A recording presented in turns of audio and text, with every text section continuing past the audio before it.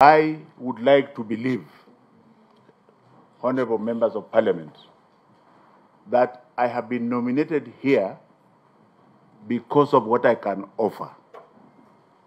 If I was nominated here to represent the Jaluos, then I would ask you not to approve my appointment. Because when I take this appointment, I come from a region, right?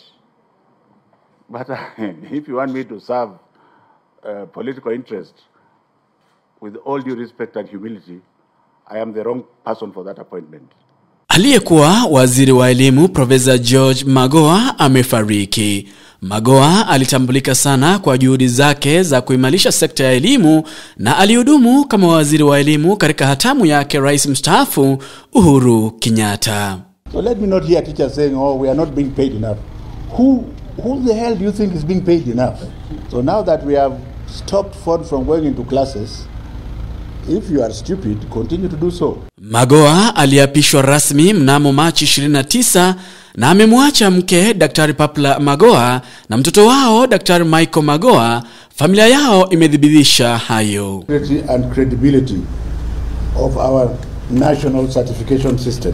Professor George Albert Omare Magoha alizaliwa mwaka wa 1952 huko Kisumu. Alihamia Nairobi alipokuwa na umri wa miaka 6 baada ya kuanza kuugua ugonjwa wa pumu. Home is better than one who attempted to do the exam and died there.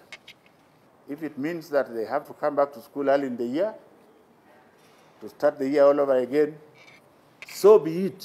Kimasomo alisoma shule ya msingi ya Dr. David Livingstone Nairobi, na kisha kujiunga na shule ya upili ya Starehe na kujiunga na Strathmore na kupata ufadhili katika chuo kikuu cha Lagos, Nigeria, mahali ambapo alisomea udaktari. Masomo yake Magoha yalimpeleka hadi chuo kikuu cha mafunzo Lagos, chuo cha University College nchini Ibadan na kisha chuo cha ushamifu na udaktari cha Royal nchini Uingereza. Magoha aliteuliwa naibu wa chancellor katika chuo kikuu cha Nairobi mwaka wa 2005 baada ya kudumu kwa miaka katika chuo hicho cha Nairobi. Magoha alitambulika kwa kuleta nidhamu miongoni mwa wanafunzi katika chuo hicho cha Nairobi. I would like when I come to your station, you are the one to defend me. Because you can't portray me as an idiot when I am not one.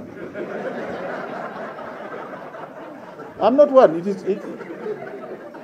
Mwaka wa 2016 Magoha aliteuliwa kama mwenyekiti wa baraza la mitihani ya kitaifa nchini, ambapo alianza harakati za kupambana na wizi wa mitihani. Mnamo Machi mosi mwaka wa 2019 Magoha aliteuliwa waziri wa elimu chini ya serikali yake Rais mstaafu Uhuru Kenyatta. Recognize the president for the manner in which he has handled me as a cabinet secretary. He has never given me instructions that confuse me, as if he's saying this and meaning this. Every instruction he has given me has been towards the poor. Professor George Magoha amefariki akiwa na umri wa miaka 71. Videlis Moshoge, Abagusii Global Radio.